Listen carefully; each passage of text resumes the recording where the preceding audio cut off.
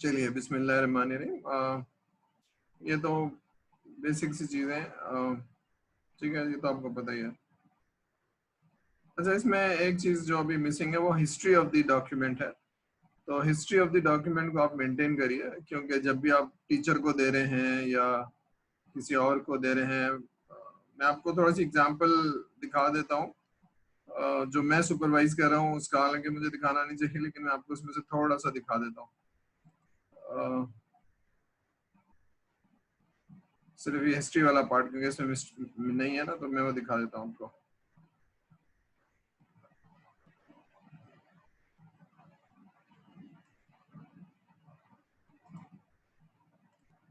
ठीक है, देख रहे हैं आप हिस्ट्री वाला पार्ट। ये एक्चुअली किसी और का प्रोजेक्ट है जो मैं सुपरवाइज कर रहा हूँ। तो ये मेरे पास देख रहे हैं आप, ये बकायदा प्रोजेक्ट की हिस्ट्री है कि इस तारीख को आई ड्राफ्ट वर्जन भेजा उन्होंने। फिर मैंने उनको देख के 2-3 घंटे लगे, फिर मैंने कहा भाई ऐसे नहीं करो। तो फिर इस तरह से जब आना शुरू हुआ तो फिर आप देख रहे हैं कि फिर उन्होंने मुझे भेजा है रात को, और मैं अभी उनको भेजूंगा वापस 1.1। तो ये सारी चीजें हैं कि उनको पता है कि क्या क्या चीजें चेंज हो रही हैं। ठीक है, तो इसको मैं बंद कर देता हूँ और फिर आपका वाला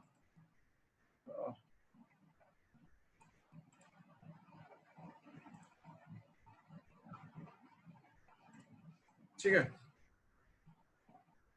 अच्छा देखिए, पहली चीज ये मैंने रेड किया हुआ है, ये हेडिंग है। तो प्रोजेक्ट का नाम FIP प्रपोजल 1.0.0, जो भी आपका वर्जन है आप इसको करेंगे। तो अच्छा, जो भी इसके साथ टेम्पलेट के साथ है वो उसमें एक अजीब सी जाला सा बना हुआ है और वो उसमें है। तो try to make your proposal very attractive and professional. ठीक है, तो वो जो डॉक्यूमेंट आया वो शायद अच्छा नहीं है, तो आप अच्छा करिए। तो जो भी आपको अपने सुपरवाइजर से पूछ लीजिए या फिर आप।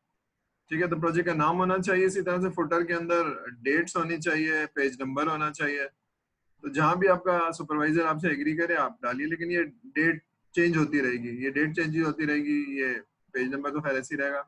इसी तरह से FIP का वर्जन चेंज होता रहेगा। तो ये बहुत सारी कॉन्फ़िगरेशन मैनेजमेंट है एक्चुअली, जिससे आप गलती नहीं करते, पुराना प्रपोजल नहीं किसी के पास जाएगा। और उसका नाम भी जो है ना वो प्रॉपर होना चाहिए। हर बच्चे ने FIP प्रपोजल लिखा है, तो मुझे क्या पता चलेगा कौन सा प्रपोजल है भाई। तो FIP प्रपोजल, अपने प्रोजेक्ट का नाम उस नेमिंग कन्वेंशन में लिखिए ना, FIP proposal mama's kitchen version 1.00। तो देख के मुझे पता चल जाएगा भाई कौन सा वाला प्रोजेक्ट है और ये प्रपोजल है या फलानी चीज है। ठीक है, तो ये नेमिंग कन्वेंशन थोड़ा सा सीख लीजिए कॉन्फ़िगरेशन मैनेजमेंट से। चलिए अब इस पे आ जाते हैं। ये जो पहला वाला पार्ट है ना, problem statement, this is very very important. ठीक है, क्योंकि इससे आपको पता चलेगा कि हम करने जा रहे हैं और हमारा प्रॉब्लम क्या है। तो जब भी कोई प्रोजेक्ट शुरू होगा ना, तो यहीं से शुरू होगा। ये हम सॉफ्टवेयर इंजीनियरिंग में, सॉरी, रिक्वायरमेंट इंजीनियरिंग में पढ़ चुके हैं। ये नीड है ना actually, what is the need, what is the problem. तो यहाँ पर भी यही है, उसको इसी तरह से देखना है, व्हाट इज द प्रॉब्लम। ठीक है, तो what is the problem statement, problem that you are going to solve through this project. ये यही बात है ना, अब आप इस प्रोजेक्ट को सॉल्व कर रहे हैं। ठीक है, तो ये जरा आपको सोचना है कि what is the problem. This statement should be of 2-3 lines and very precise statement. ये है प्रॉब्लम। ठीक है, तो इसमें थोड़ा सा चैलेंज नजर आ रहा है बच्चों को, शायद समझ नहीं आ रहा है कि प्रॉब्लम स्टेटमेंट, अगर आपको याद हो मैंने जो पढ़ाया हुआ है, कैफेटेरिया ऑर्डरिंग सिस्टम को जरा देख लीजिए। इसी तरह से केमिकल ट्रैकिंग सिस्टम की lecture number 6 slide number 24। Problem क्या था कि managing chemical inventories manually to cost too much high. और फिर एक प्रॉब्लम ये था कि जनाब ऑर्डर जो था ना वो कॉम्प्लिकेटेड था। तो ये प्रॉब्लम लिखना है। इसके अगेंस्ट आपने केमिकल ट्रैकिंग सिस्टम बनाना है। तो प्रॉब्लम स्टेटमेंट है, इसके अगेंस्ट आपने एक प्रॉब्लम क्या नाम है, प्रोजेक्ट करना है। तो ये बहुत ही प्रिसाइज होना चाहिए। ये प्रॉब्लम है, इसके अगेंस्ट डिलीवरी क्या है, FIP। ठीक है, तो इसमें थोड़ा सा बच्चों को क्लियर नहीं होता है। तो इसमें कोई चीज प्रोजेक्ट की नहीं डालेंगे, इसमें प्रोजेक्ट में ये भी होगा ये भी होगा। प्रोजेक्ट तो बाद में आएगा ना, उसके स्कोप में आएगा। ठीक है, तभी यहाँ प्रॉब्लम आएगा बहुत ही क्लियरली। ठीक है, क्लियर है भाई, ये चीजें क्लियर हो रही हैं या नहीं हो रही? किसी कोई चैलेंज है तो मुझे बता दे, क्योंकि यहाँ फर्स्ट स्टेप में मैंने चैलेंज देखे कि क्लैरिटी नहीं है अपने प्रॉब्लम स्टेटमेंट की। तो आपको बहुत ही क्लियर होना चाहिए कि कौन सा प्रॉब्लम है जिसको मैं FIP के थ्रू सॉल्व करने जा रहा हूँ। ठीक है भाई, ये क्योंकि जब आप प्रेजेंटेशन देंगे ना, जब बात करेंगे, तो अगर क्लैरिटी नहीं है तो फिर वो ज्यूरी सवाल करती है, फिर आप डिफेंड नहीं कर पाते, फिर आप कंफ्यूज होते हैं। क्लियर है यहाँ तक बात? किसी की चैलेंज तो नहीं है? फिर नंबर 2 ऑब्जेक्टिव, ये प्रोजेक्ट मोटिवेशन और सब लिख लीजिएगा। Objective, what are your objectives for doing this project. अभी आपको मालूम होना चाहिए कोई बेनिफिट है, कोई लर्निंग है, कोई और चीज है, ये आपको बहुत ही क्लियर आपको बताना चाहिए कि मैं क्यों कर रहा हूँ। ठीक है, फॉर एग्जाम्पल कोई प्रोडक्ट बना रहा है तो मैं बिजनेस में जाना चाहता हूँ, अपना सॉफ्टवेयर हाउस खोलना चाहता हूँ, दैट इज माई ऑब्जेक्टिव। इससे मैं ये करूंगा, फिर उससे मैं ये करूंगा और ये वाला प्रॉब्लम सॉल्व करूंगा, दिस इज माई ऑब्जेक्टिव। इसमें बहुत ऑनेस्ट होना चाहिए। या फिर मैं कोई सिस्टम बना रहा हूँ, मेरा कोई ऑब्जेक्टिव सॉफ्टवेयर हाउस बनाने का नहीं है, मेरा कोई ऑब्जेक्टिव पैसे बनाने का नहीं है, मेरा ऑब्जेक्टिव लर्निंग है। इन्वेंट्री मैनेजमेंट सिस्टम बना रहा हूँ, तो इन्वेंट्री तो 50,000 बने हुए हैं, तो ठीक है 50,000 बने हुए, कोई इनोवेटिव आइडिया नहीं है, लेकिन कोई नॉर्मल सा आइडिया कि मैं इन्वेंट्री मैनेजमेंट क्या होता है, उसमें कोडिंग कैसे होती है, उसकी प्रोसेस समझना चाहता हूँ। तो I my objective is very clear कि I want to learn software engineering, I want to do the coding, I want to. तो अब ये जो आपके ऑब्जेक्टिव है बहुत ही क्लियर होने चाहिए। ठीक है, ठीक है। लिटरेचर रिव्यू में बहुत सारे लोगों ने पूछा है, तो जो रिसर्च प्रोजेक्ट कर रहे हैं, मेरी अंडरस्टैंडिंग है, दिस इज माय अंडरस्टैंडिंग, ठीक है, मैं क्योंकि इंडस्ट्री से आया हूं तो इसलिए मैं किसी को चैलेंज नहीं कर सकता हूँ, लेकिन मेरी अंडरस्टैंडिंग ये है कि not applicable if you are not doing research project. कौन कौन से पेपर आए थे, किसने क्या किया था, तो जो कुछ हो चुका है वो आप नहीं करते हैं। तो लिटरेचर रिव्यू में आप ये कर लेते हैं कि जो कुछ हुआ हुआ है उससे आगे चलते हैं। ठीक है, this is how you do the research. या कोई भी चीज है जिसको आप थीसिस बनाते हैं, तो थीसिस में ये देखते हैं कि अभी तक क्या काम हो चुका है। तो thesis is actually a relay race, जहां तक सफर हो चुका है उससे आगे चलते हैं, जो चीज हो चुकी है उसको दोबारा से नहीं करते। तो मेरी अंडरस्टैंडिंग ये है कि it is not applicable if you are not. Software development कर रहे हैं, कुछ और कर रहे हैं, तो फिर आप ये नहीं। ये उन लोगों के लिए जो शायद रिसर्च वाले प्रोजेक्ट में इन्वॉल्व है। ठीक है, यहाँ तक क्लियर है, तो हम आगे जा रहे हैं। किसी को कोई सवाल है तो मुझे रोक लेनी, तो I am going on the project vision. Excuse me sir. जी बोलिए सर ये लिटरेचर का एक बार फिर से बताइएगा, रिसर्च वर्क वाला, कि मतलब जहां तक काम हो चुका है रिसर्च पेपर में उससे आगे करना है। सुन लीजिए, लिटरेचर रिव्यू का मतलब है कि फॉर एग्जांपल मैं इन्वेंट्री मैनेजमेंट सिस्टम बना रहा हूँ, फॉर एग्जांपल को मैं वेबसाइट बना रहा हूँ, तो इस पे तो कोई रिसर्च नहीं हुई है, तो इस पे तो प्रॉब्ली कोई पेपर्स नहीं मिलेंगे। ठीक है, तो अगर मुझसे कहा जा रहा है कि जनाब ईआरपी बना दो, तो मैं रिक्वायरमेंट लूंगा और बना दूंगा। लेकिन मुझसे कहा जा रहा है कि फलाने चीज को आई रियली डोंट नो, मेरे को बिकॉज मेरा रिसर्च एरिया नहीं है, लेकिन मेरी अंडरस्टैंडिंग ये, जो मैंने एमएस के अंदर थीसिस में काम किया अपने, मैं कुछ रिसर्च कर रहा था, तो उसमें ये था कि भाई आप यहाँ से काम शुरू करेंगे, तो जो काम पहले हो चुका है उसके पेपर्स निकालते हैं, उस पर ढूंढते हैं पिछले 2 साल 3 साल 4 साल के पेपर, और जहां तक काम हो गया होता है वो आप नहीं करते हैं। That is not allowed in research area, उससे आगे करते हैं। एक्चुअली पीएचडी और ये जो एमएस के थीसिस है ना, ये वही वाली अंडरस्टैंडिंग है। तो होता क्या है कि तो कुछ टीचर जो हैं जो पीएचडी कर रहे हैं वो अपना काम बच्चों से देते हैं, तो विच इज ओके, लेकिन उसमें फिर आप लिटरेचर रिव्यू करते हैं कि कहीं काम हुआ हुआ तो नहीं है, कहीं इस जैसा सिमिलर काम हुआ हुआ तो नहीं है, तो वो you are not suppose to do. दोबारा से रिसर्च जो कुछ हो चुकी है उसमें दोबारा से आप क्यों करेंगे।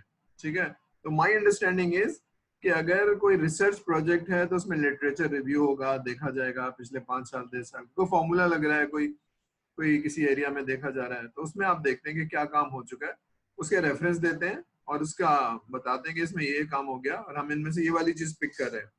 आई समझ? Okay sir.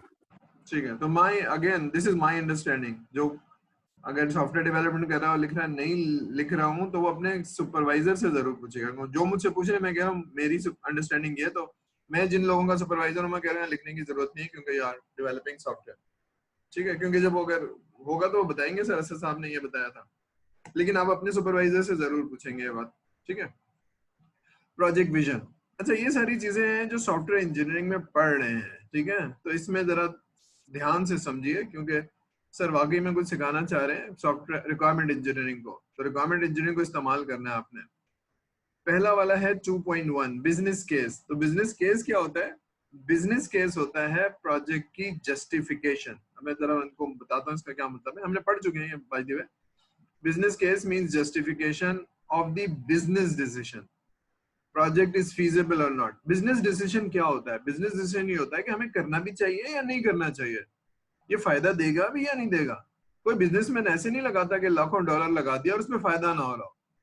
तो पहले वो फायदा देखता है, पहले रिटर्न ऑन इन्वेस्टमेंट देखता है, पहले उसके फायदे को रिलेट करता है कॉस्ट से। ठीक है, तो फीजिबल प्रोजेक्ट कौन सा होगा जिसमें कॉस्ट कम लग रही होगी, एफर्ट कम लग रही होगी और फायदा ज्यादा होगा। ये लिखा हुआ ना, एफर्ट वर्सेस कॉस्ट। ठीक है, और बेनिफिट्स। तो कोई भी बिजनेस ऐसे ही होगा कि भाई इसका फायदा क्या हो रहा है, हम कर क्यों रहे हैं। ठीक है, तो ये इस तरह से देखने के इस प्रोजेक्ट फीजिबल और नॉट। तो आपको जो एफर्ट लगाएंगे, कॉस्टिंग करेंगे, तो आपको पता चलेगा उसमें कॉस्टिंग। अभी हम कॉस्टिंग पे भी आता हूँ, तो आप कहेंगे इसमें 10 लाख रुपए की या 5 लाख रुपए की या 1.5 लाख रुपए की कॉस्ट लग रही है, उसका ये फायदा होगा और इससे ये हो सकता है। ठीक है, तो आप उसको प्रोजेक्ट को इस तरह से देखेंगे।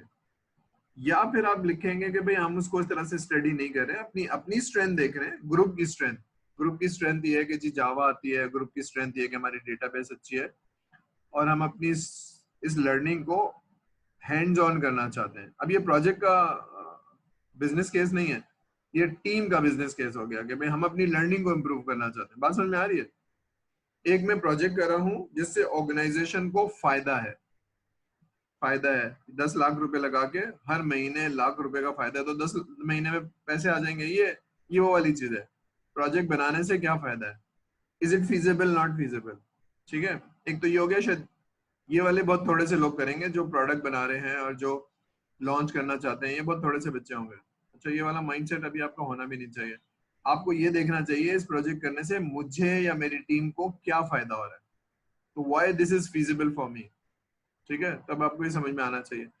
2.3 है अगेन, ये वही चीज है। Why when you will say this is success criteria, असल में ये है कि when you will say this project is successful, कब कहेंगे आप, वो लिख देंगे आप। What is your success criteria, otherwise it's a failure. अगर ऐसा नहीं हुआ तो ये प्रोजेक्ट फेल है। मैंने आपको रिक्वायरमेंट इंजीनियरिंग में बताया है कि बहुत सारे प्रोजेक्ट फेल होते हैं। ठीक है, क्यों फेल होते हैं? क्योंकि वो रिक्वायरमेंट पर्सपेक्टिव से जाते हैं, बताइए क्या चाहिए। ठीक है, तो वो बता देता है, और जब आप दे देते हैं तो वो इस्तेमाल ही नहीं करता, करता है तो उससे फायदा नहीं होता, क्योंकि उसको बेचारे को पता नहीं था ना। ठीक है, ये ऐसे ही जैसे कोई बीमार हो और मेडिकल की दुकान पे जाए कि मुझे ये दवाई दे दो, वो दवाई दे देगा और कहेगा एक हफ्ते बाद कहेगा यार मैं सही नहीं हुआ। तो भाई जो तुमने मांगा था मैंने दे दिया। बेहतर ही नहीं था कि तुम डॉक्टर से मिलते हैं, उसको बताते हैं मुझे क्या बीमारी है, डॉक्टर बताता है ये दवाई लो, फिर आते हैं मेरे पास। तो यहाँ पर भी यही है कि रिक्वायरमेंट परस्पेक्टिव से नहीं जाना है, वैल्यू परस्पेक्टिव से जाना है। तो what is your success criteria. ठीक है, तो इस प्रोजेक्ट को एनालाइज करना है कि कब मैं कहूंगा ये प्रोजेक्ट सक्सेसफुल है, वो सोचना है। 1 पॉइंट, 2 पॉइंट, 3 पॉइंट वो लिखना है। या फिर आप कहेंगे जी हमारी स्टडी अभी इतनी नहीं है, हमारी नॉलेज इतनी नहीं है, हम इसको टेक्निकल पॉइंट ऑफ व्यू से कर रहे हैं सीखने के लिए, और कभी सक्सेस क्राइटेरिया नहीं है इसमें। आई समझ? अगर आप इस तरह से स्टडी नहीं करें, जबरदस्ती कुछ लिखने की कोशिश नहीं करिए, मतलब आपको समझ में नहीं आ रहा और आप यहाँ कुछ अंग्रेजी में लिख रहे हैं, ठीक है, that is a bad tendency कि आपको समझ में नहीं आ रहा और आप कुछ लिख रहे हैं जो कि नॉलेजेबल आदमी फौरन देख लेगा कि शायद इसको पता नहीं है, तो डोंट डू दैट। तो सक्सेस क्राइटेरिया क्या होता है कि प्रोजेक्ट कब सक्सेसफुल होगा। ठीक है, फॉर एग्जांपल जैसे केमिकल ट्रैकिंग में था, कब सक्सेसफुल होगा, ये जब होगा जब हमारा ऑर्डर या इन्वेंट्री जो है ना 25% रिड्यूस हो जाएगा 12 मंथ्स में। अगर ये नहीं हुआ तो ये प्रोजेक्ट फेलियर है या सक्सेसफुल नहीं है। आ रही समझ में? तो अगर आप इस तरह से नहीं सोच रहे हैं तो आप लिखेंगे कि हम इस तरह से नहीं सोच रहे हैं इस प्रोजेक्ट को, we are not considering this as a business objective and business success, we are considering this as a technical success of our skill set and experience. बात समझ में आ रही है? दोनों में फर्क भाई लोग समझ में आ रही है नहीं आ रही है?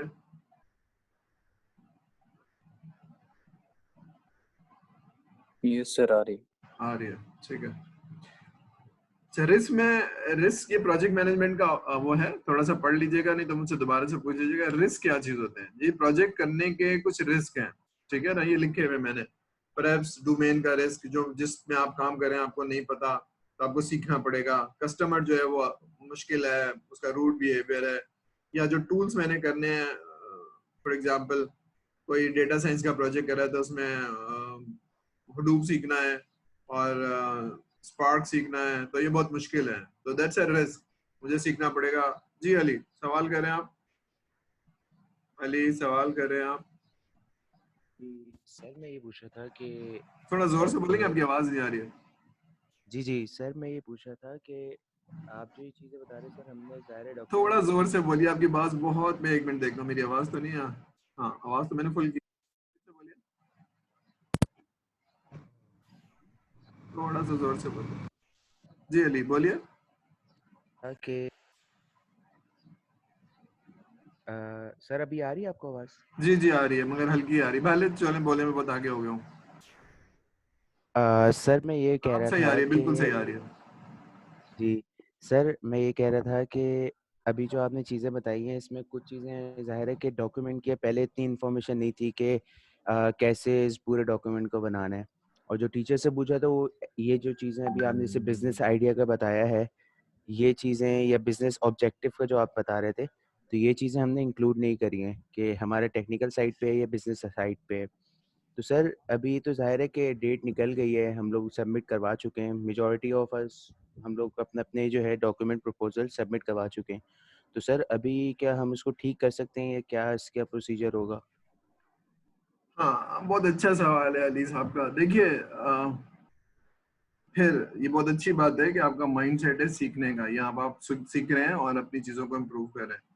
तो आपको समझ में अगर आ गया कि प्रोजेक्ट विजन क्या होता है, तो इसको सही करिए। पहले अपने सुपरवाइजर से बात कीजिए कि भाई कुछ चीजें हमें पता नहीं थी, हमने दे दी है, और ये 2-4 रोज कोई बात नहीं है, तो एक दिन लगाइए, एक रात लगाइए। जिस तरह मुझे पढ़ने में, आप लोगों के प्रपोजल पढ़ने में 2-2 घंटे लगते हैं, फिर वो नमाज के बाद अभी मुझसे मीटिंग करेंगे, उसमें भी घंटा लगता है, भाई ऐसे करो, भाई ऐसे करो।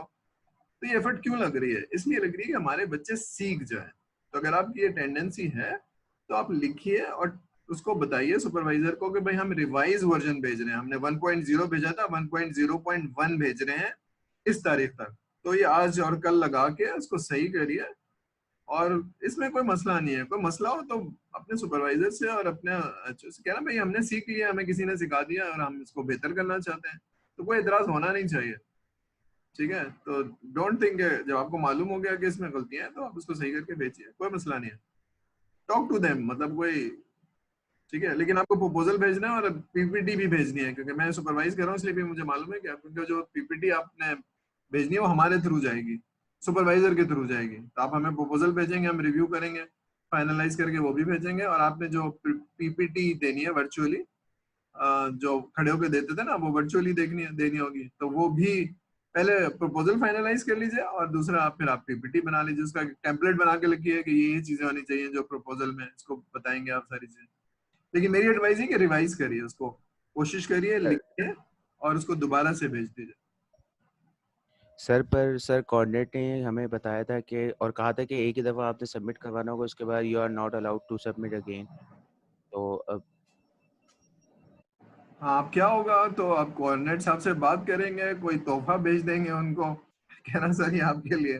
लेकिन आप बात करके देखिए, मतलब इसमें वो ठीक है। वो देखिए, होता क्या है कि आप भी मुझे कहेंगे ना कोई एक्स्ट्रा काम करने, तो पहले ही इतना प्रेशर है ऑनलाइन पढ़ाना, फिर मीटिंग्स, फिर चेयरमैन के साथ, अभी कोई टाइम नहीं है। और रात मगरिब के वक्त कॉल कर लेंगे, भाई मीटिंग है, फिर इसके बाद कॉल कर लेंगे, तो मतलब कोई अजीब सी लाइफ हो गई है, कोई शेड्यूल नहीं है, और एक्स्ट्रा काम करना पड़ा है। तो ये थोड़ा चैलेंज है। ये मैं इसलिए बता रहा हूँ कि जैसे आपके साथ चैलेंज है, हमारे साथ भी चैलेंज है कि भाई वो इस वक्त आ जाइए, मीटिंग करनी है, और वो घंटे घंटे खत्म ही नहीं होती है। फिर मैं कहता हूँ भाई नमाज का वक्त आ गया, जरा इसको बंद कर लें। तो ये चैलेंज है, लेकिन आप बात करिए, और मेरे ख्याल से 2-4 लोग बात कर लीजिए, कहना सर ये चैलेंज है, जरा प्लीज आप हमारी मदद कीजिए, क्योंकि ठीक है, तो मेरे ख्याल से मान जाएंगे कॉन्रेड साहब, ऐसी बात नहीं है। कोई मसला हो तो मुझे बता दीजिएगा, ठीक है? ठीक है भाई अली, जी सर। ठीक है। जी सर। हाँ, लेकिन मेरी एडवाइस ये कि दोबारा से लिखिए इसको, और अपने उसको बेहतर कर लीजिए, और उसको दोबारा से भेज दीजिए। क्या ना भाई, पहले वाला डिस्कार्ड कर दिया, मैं भी भेजता हूँ ना। देखिए, प्रेजेंटेशन भेजी थी, फिर मैंने बैठ के उसको सही किया, तो मैंने कहा पहले वाले वर्जन को डिस्कार्ड कर दीजिए, ये वाला वर्जन है। इसमें हालांकि 2-3 स्लाइड मैंने ऐड की थी। तो ऐसा बहुत होता है, मतलब किसी के साथ भी हो सकता है। तो बहरहाल ये है कि आप नया वर्जन भेज दीजिए, 1.1 जो भी है, 1.2 जो भी है, 1.5 कर दीजिए, या 2 जो भी आपकी कॉन्फ़िगरेशन मैनेजमेंट की लॉजिक है, उसको भेज दीजिए, ठीक है? चलिए, तो रिस्क मैनेजमेंट क्या होता है? रिस्क में कि प्रोजेक्ट करने के कोई भी रिस्क है, टूल की नॉलेज, स्कोप की नॉलेज, या हार्ड डिस्क फेल हो जाएगी या बिजली चली जाएगी या आग लग, जैसे हमारे यहाँ होता है ऑफिस में आग लग गई। हमारे यहाँ एक बहुत बड़ा इशू था एक जमाने में कि हम लियारी से गुजरते थे तो हमें खतरा था हमसे लैपटॉप छीन लिया जाएगा। अच्छा, हमने महीने भर का काम किया हुआ है, कुछ छीन लेगा तो हमें निकलने से पहले होता था कि जो काम किया हुआ आप फ्लॉपी पे करके ऑफिस में दे के जाएंगे। अगर लैपटॉप छिन गया तो फिर आप रोते रहेंगे यार 1 महीने का काम निकल गया, सारा कुछ है। तो ये सारे रिस्क हैं। अब इसको रिस्क को क्या करेंगे? रिस्क को ये करते थे कि भाई हम फ्लॉपी पे दे के जाते थे निकलने से पहले, अगर लियारी के रास्ते से गुजरे थे। तो एक था ना पीपल्स पार्टी के ऊपर, तो ये एक रिस्क का। फिर आग लग जाए, तो एक दफा हमारे ऑफिस में आग भी लग गई थी। ये सारे रिस्क हैं। हार्ड डिस्क फेल हो गया, तो हार्ड डिस्क फेल होता है तो सारा काम जो है ना हमारे यहाँ वीक डे पे कहीं बना के और ऑफिस से दूर निकाल के रखा जाता है, क्योंकि ऑफिस में अगर आग लगी तो ये सारे रिस्क हैं। तो जो रिस्क आपके जहन में आ रहे हैं ऐसा हो सकता है, वो लिस्ट डाउन कर लीजिए। Prepare all list of all risk. अब बताइए उसका क्या करेंगे, उसकी प्रोबेबिलिटी देखते हैं, उसका इम्पैक्ट देखते हैं। एक की प्रोबेबिलिटी कम है तो आप कहेंगे कर लेंगे इसको इंशाल्लाह ताला, कोई मसला नहीं है, ठीक है। लेकिन कोई बहुत ही हाई इम्पैक्ट है तो फिर आपको देखना होगा अगर ऐसा हो गया तो ऐसा हो गया तो ये बस लिस्ट डाउन करिए। और ये बाकी जो आपको प्रोजेक्ट मैनेजमेंट प्लानर से थोड़ा सा पूछ लीजिएगा इससे रिस्क मैनेजमेंट क्या होती है। तो रिस्क मैनेजमेंट में 3 चीजें होती हैं, रिस्क को आइडेंटिफाई करना और फिर उसकी प्रोबेबिलिटी एंड इम्पैक्ट को देना और फिर उसके लिए एक प्लान बना लेना। तो ये बस छोटी सी चीजें लिख दीजिए कि हमारे हिसाब से यही है रिस्क है 1 2 3 4 और इसकी प्रोबेबिलिटी लेस है, इसकी प्रोबेबिलिटी हाई है, इसका रिस्क है और इसके लिए हम ये करेंगे, इसके लिए हम ये करेंगे। तो कोई बहुत लंबी चौड़ा प्लान लिखने की जरूरत नहीं है, लेकिन 4-5 लेकिन बट यू शुड नो कि what is a risk mitigation plan या रिस्क प्लान या रिस्क मैनेजमेंट प्लान, ठीक है। तो रिस्क मालूम हो जाए प्रोजेक्ट पे, तो इसके लिए आप एक्सपीरियंस नहीं है तो जो जो आपके जहन में आ रहा है वो लिख जाते आइए। फिर जरा सोचिए कि भाई उसकी प्रोबेबिलिटी क्या है और उसका इम्पैक्ट क्या है। तो जिनकी प्रोबेबिलिटी हाई है और जिनका इम्पैक्ट बहुत हाई है उनको आपको कुछ करना चाहिए, ठीक है। लेकिन अगर ऐसे नहीं है तो फिर आप लिख दीजिए हम इसका कुछ नहीं कर रहे हैं, हम इसको सिर्फ ऑब्जर्व करते रहेंगे सारी चीजें। अच्छा जी, अजम्पशन एंड डिपेंडेंसीज। प्रोजेक्ट शुरू करने से पहले अजम्पशन एंड डिपेंडेंसीज के जी फलाना टूल मुझे बहुत अच्छी तरह से आता है, तो भाई आता है कि नहीं आया जरा देख लो, या टूल फलाने को बहुत आता है, प्रोजेक्ट में जो फलाना वाला है ना वो बहुत अच्छा कर लेगा, तो भाई ऐसा ना हो कि वो प्रोजेक्ट वो भी आपको बस। तो ये सारे अजम्पशन एंड डिपेंडेंसीज है। इसी तरह से तुम ये काम करोगे तो मैं काम करूंगा, तो ये करने से ये होगा। तो जो अजम्पशन है इनको वेरीफाई कर लीजिए यार, उसको लिख लीजिए। तो ये वो वाली चीज है। ये हम रिक्वायरमेंट इंजीनियरिंग में पढ़ चुके हैं इसलिए मैं डिटेल में नहीं जा रहा हूँ। Project scope. अच्छा, ये जो प्रॉब्लम स्टेटमेंट दिया था 1 में, इसके अगेंस्ट अब आप कहेंगे कि मैं सॉल्यूशन दे रहा हूँ आपको, ठीक है। तो वो सॉल्यूशन जो आप दे रहे हैं मुझे, उसका स्कोप क्या है, उसमें क्या होगा और क्या नहीं होगा। बात समझ में आ रही है? ये वो जो ट्रायंगल थी, बिजनेस स्कोप और उसके अगेंस्ट एक सोल्यूशन, जो मैंने बना के समझाया था कि ये प्रॉब्लम है और फिर आप एक सोल्यूशन देंगे और वो पूरा प्रोजेक्ट जो है वो चेंज है। तो वो क्या होगा और क्या नहीं होगा। तो व्हाट विल यू डिलीवर, क्या क्या आप देंगे फंक्शनैलिटी वाइज और क्या नहीं देंगे फंक्शनैलिटी वाइज, ये आप लिख देंगे। तो थोड़ा सा पढ़ लीजिए केमिकल ट्रैकिंग में क्या देगा और क्या नहीं देगा। याद है आपको उसमें कॉन्टेक्स्ट डायग्राम में परचेज सिस्टम नहीं था, तो बहुत ही क्लियर है कि मैं परचेज सिस्टम या ऑर्डरिंग सिस्टम नहीं दूंगा। मैंने पढ़ाया था ना अभी 2 क्लासेस पहले। तो इसी तरह से आप बनाएंगे तो थोड़ा सा सोचेंगे हम ये देंगे सर, ये फीचर्स होगा, बहुत मोटी मोटी बातें, यानी बाउंड्रीज, डिटेल में नहीं। सेल्स का सिस्टम देंगे तो ये नहीं कि सेल्स में इतने स्क्रीन होंगे, रिपोर्ट होंगे, बस सेल्स का सिस्टम देंगे उसमें, अब ठीक है। तो ये थोड़ा सा आप लिख देंगे ये देंगे और ये नहीं देंगे। नहीं इसलिए होता है कि आपको कस्टमर को कोई कंफ्यूजन ना रहे, ठीक है। तो out of scope chemical tracking जो आप लिखें तो आप कहेंगे मैं purchasing system is not included, ठीक है। तो ये आपको मालूम होना चाहिए क्या देंगे और क्या नहीं देंगे, ठीक है। अब ये प्रपोज मेथोडोलॉजी में मैंने SDLC इसलिए लिख दिया कि आपको पता, लेकिन ये मैं मिटा रहा हूँ, ये देखिए मिटा दिया और मैं अब इसको सेव कर लेता हूँ। प्रपोज मेथोडोलॉजी में आप क्या करेंगे, अब ये सॉफ्टवेयर बनाना है तो पहला स्टेप क्या होगा मेरा, सेकंड स्टेप क्या होगा, थर्ड स्टेप क्या होगा, ये अब आपने सोचना है और वो लिख देना है, ठीक है ना। पहला स्कोप ये है कि मैं प्रॉब्लम स्टेटमेंट समझ के स्कोप को आइडेंटिफाई करूंगा। फिर सेकंड स्टेप क्या करूंगा, मैं रिक्वायरमेंट लूंगा, ठीक है, फिर उसको एनालाइज करूंगा, डॉक्यूमेंट बनाऊंगा।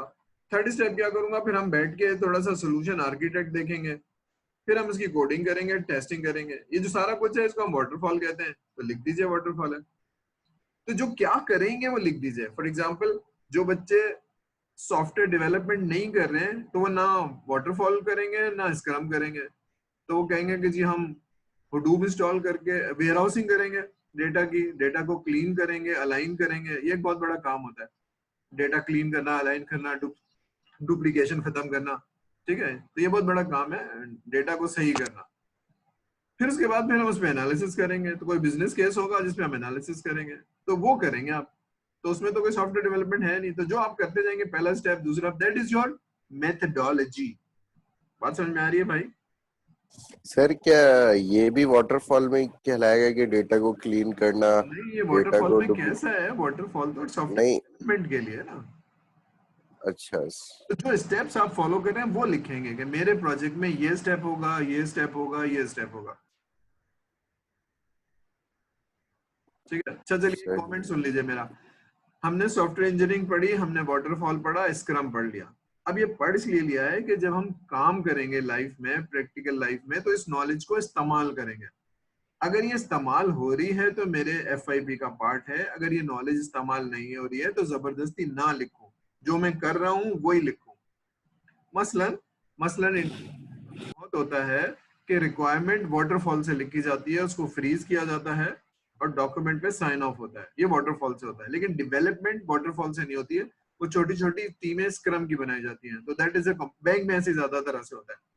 तो जैसे कॉम्बिनेशन, तो आप यही लिखेंगे कि भाई हम इस तरह से बनाएंगे, अगर आप ऐसा कर रहे हैं तो जो आप करेंगे वो लिखिए, क्योंकि आपने डिफेंड करना है अपना प्रपोजल कि हम ये करेंगे। तो आपकी नॉलेज को कॉपी नहीं करना है, सॉफ्टवेयर इंजीनियरिंग को, वाटरफॉल को एक्चुअली कॉपी नहीं करना है, डायग्राम बना के नहीं दिखानी है। हम ये करेंगे, पहला स्टेप ये करेंगे, सेकंड स्टेप ये करेंगे, ये आपके FIP की मेथोडोलॉजी है, ये आपके करने का तरीका। समझ में आ रही है भाई? सर जैसे अब रिसर्च वर्क है, सही, उसमें तो फिर कोई मॉडल वगैरह का यूज नहीं करेंगे, उसमें हम अपने स्टेप्स लिख देंगे कि पहले स्टेप्स में हमने ये किया, बिल्कुल सही, डेटा कलेक्ट किया, ये कहना चाह रहे हैं हम। बिल्कुल भाई। आप प्रोजेक्ट कैसे करेंगे ये बताइए ना। तो हमने पहले स्टेप में ये किया, दूसरे में ये करेंगे, तीसरे में ये करेंगे, चौथे में ये करेंगे। सही सही। देखिए गौर से सुनिए, एक प्रोजेक्ट दिया गया है आपको, आप खड़े होकर डिफेंड कर रहे हैं। जरा सोचिए, आप डिफेंड कर रहे हैं कि सर ये हमारा प्रॉब्लम है, ये हमारा स्कोप है, और ये स्टेप हम करेंगे, ये डिफेंड करना है, कोई कंफ्यूजन नहीं है। तो हम ये करेंगे, हम ये करेंगे। वाटरफॉल, चलिए मैं सवाल करता हूँ, वाटरफॉल से क्यों नहीं करेंगे? सर इसलिए कि हम सॉफ्टवेयर डेवलपमेंट थोड़ी कर रहे हैं, हम तो रिसर्च कर रहे हैं, तो ये वाला स्टेप और ये वाला स्टेप लॉजिकल है। और आप भी बताइए कि इसमें वाटरफॉल कहाँ आ रही है? डिजाइन डेवलपमेंट तो है ही नहीं। बोलेंगे ना आप, लॉजिकल तरीके से सर को बताएंगे ना आप कि सर ये है। आई समझ? यस सर, आगे सर। हाँ, समझ में आ जाए तो अच्छी बात है, ताकि हम डिफेंड कर पाएंगे और घबराएंगे नहीं, और सर को लॉजिकली तमीज से जवाब देंगे। सर ये है वजह, स्टेप्स लिखने हैं हमने। इंशाल्लाह। मेथोडोलॉजी का मतलब यही है कि प्रोसेस क्या होता है, पहला स्टेप, दूसरा स्टेप, तीसरा स्टेप। चलिए अब नीचे आ जाते हैं जरा। यूजिंग स्क्रम, जो लोग स्क्रम यूज कर रहे हैं उसमें खराबी है कि बहुत सारे बच्चों को स्क्रम की नॉलेज नहीं है। तो अगर स्क्रम लिख रहे हैं तो जरा थोड़ा सा देखिए कि स्प्रिंट, कुछ ने मुझे भेजा है और 2 स्प्रिंट लिखे हैं। तो अगर आप 2 सेमेस्टर कर रहे हैं और आप 2 हफ्ते का स्प्रिंट लिख रहे हैं, तो क्या आप 1 महीने में प्रोजेक्ट को खत्म कर देंगे? तो 4 महीने में कम से कम 8 स्प्रिंट होंगे, 1 साल के अंदर कम से कम 16 स्प्रिंट होंगे। तो जरा पढ़ लीजिए, ऐसे ना करिए, मतलब आपको थोड़ा सा पता हो, ठीक है। तो अगर आप स्क्रम लिख रहे हैं तो थोड़ा सा स्क्रम को देख लीजिए, स्प्रिंट क्या होता है, क्रॉस फंक्शनल टीम क्या होती है, उसमें चलता हुआ सॉफ्टवेयर। तो चलता हुआ सॉफ्टवेयर तो पहले सेमेस्टर में देंगे ही नहीं, आप 7th में, 8वें में देंगे। तो फिर स्क्रम कैसे यूज कर रहे हैं? तो थोड़ा सोचिए, क्योंकि अगर फिर कोई सवाल करेगा तो, सवाल ना भी करे तो हमें पता होना चाहिए हम क्या कर रहे हैं और क्यों कर रहे हैं, ठीक है। तो ठीक है, चलिए अब नीचे आ जाते हैं 4.2 में। तो जो भी मेथोडोलॉजी है, ये करेंगे, ये करेंगे, तो कौन क्या करेगा? जो स्टेप है उसमें असद साहब ये करेंगे, राहिल साहब ये करेंगे, तो वो वही है, रोल एंड रिस्पॉन्सिबिलिटीज, ठीक है। अगर स्क्रम यूज कर रहे हैं तो हम क्या करेंगे? तो ये आपकी रोल्स एंड रिस्पॉन्सिबिलिटीज है। इसमें बेहतर ये है कि थोड़ा सा सॉफ्टवेयर इंजीनियरिंग को पढ़ लीजिए, टर्मिनोलॉजीज, रिक्वायरमेंट क्या होती है, डिजाइन क्या होती है, डेवलपमेंट क्या होती है, ठीक है। तो डेवलपमेंट लिखिए, इम्प्लीमेंटेशन लिखिए, वो टर्मिनोलॉजी जो उसकी है, क्या नाम है, सॉफ्टवेयर इंजीनियरिंग की, वो जरा ज्यादा अच्छी है, ठीक है। प्लानिंग ये बहुत वीक है, राइटली सो, क्योंकि बहुत सारे बच्चों ने प्रोजेक्ट मैनेजमेंट नहीं पढ़ी है। तो प्रोजेक्ट प्लानिंग में 3 चीजें होती हैं बस, क्या करेंगे, लिस्ट ऑफ टास्क। अच्छा, ये बहुत डिटेल होनी चाहिए। जब आप प्रोजेक्ट को ब्रेक करेंगे, या WBS कहते हैं ना, वर्क ब्रेकडाउन स्ट्रक्चर, के बैंकिंग का सिस्टम बनाना है, तो बैंकिंग का सिस्टम तक बहुत जनरल से स्टेट में कॉर्पोरेट बैंकिंग बनानी है, ब्रांच बैंकिंग बनानी है, फिर उसमें ये बनाना है, फिर उसमें स्क्रीन बनाना है, तो उसको ब्रेक करते जाएंगे। ब्रेक करने के बाद फिर आप लिस्ट ऑफ टास्क बनाएंगे। फॉर एग्जांपल रिक्वायरमेंट है, तो रिक्वायरमेंट नहीं है, यहाँ पर देखिए लिखा हुआ है मीटिंग 1 है, मीटिंग 2 है, मीटिंग 3 है, मीटिंग 4 है, जितनी मीटिंग है सब खत्म हो जाएंगी। फिर मैं क्या करूंगा, और ये कौन कर रहा है, एक BA कर रहा है, मैंने एक नाम लिख दिया राशिद, BA कर रहा है, कब से शुरू करेगा कब खत्म करेगा। ये है गैंट चार्ट, ये एक प्लान है, बहुत जबरदस्त सा प्लान है।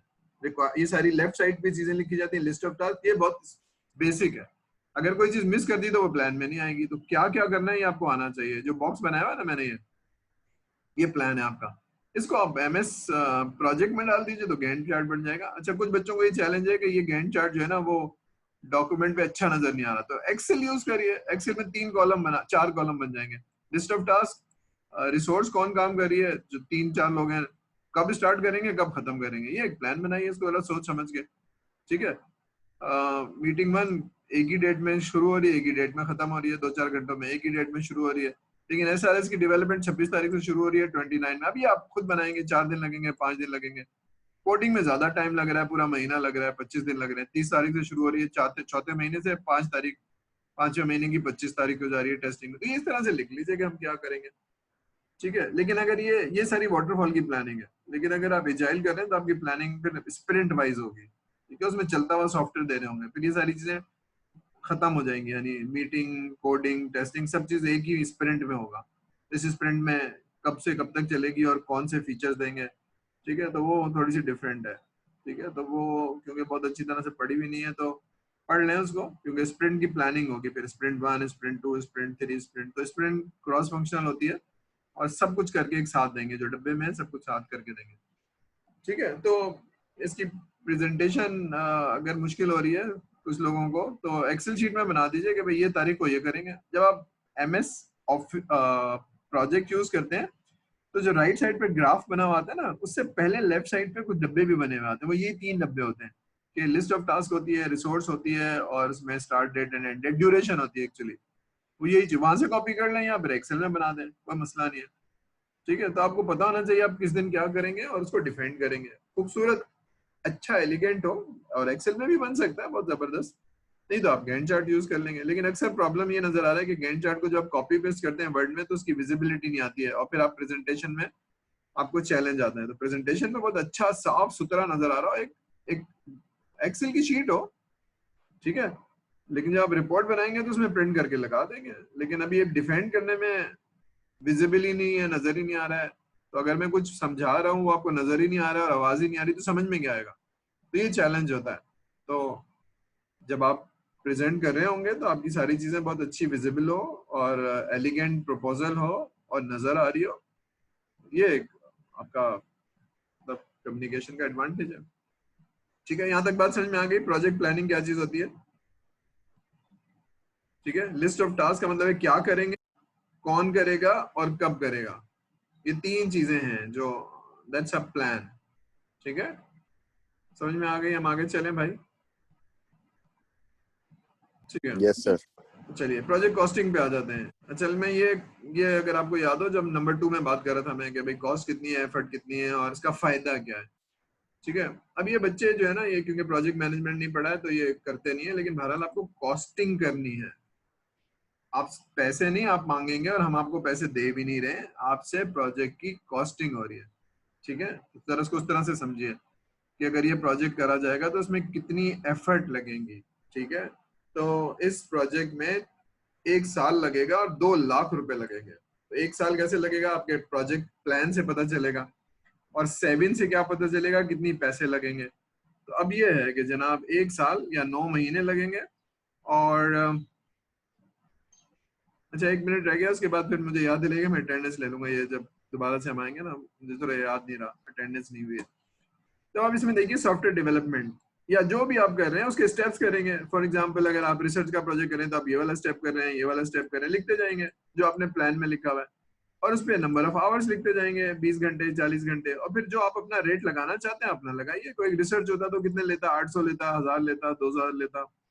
ये मैंने बहुत डरते डरते ज़िलाज़ाल इसलिए लिखे हैं कि अगर आपके घर में कोई एसी वाला आता है और 2 घंटे काम करता है तो 2000 तो रुपए लेके ही जाएगा। तो ऐसा बच्चा जिसने DHS सुफा से पढ़ा हुआ है तो कम से कम 1000 रुपीज पर आवर तो लेना ही चाहिए। तो ये मैंने वो रेट लिख दिया है। तो ये मैंने टोटल किया 120 आवर्स और इसको रेट से मल्टीप्लाई किया ताकि समझा सकूं। आप जो भी रेट लिखना चाहे, ठीक है। तो 1,20,000 रुपए आपकी एफर्ट्स के कॉस्ट लग गए।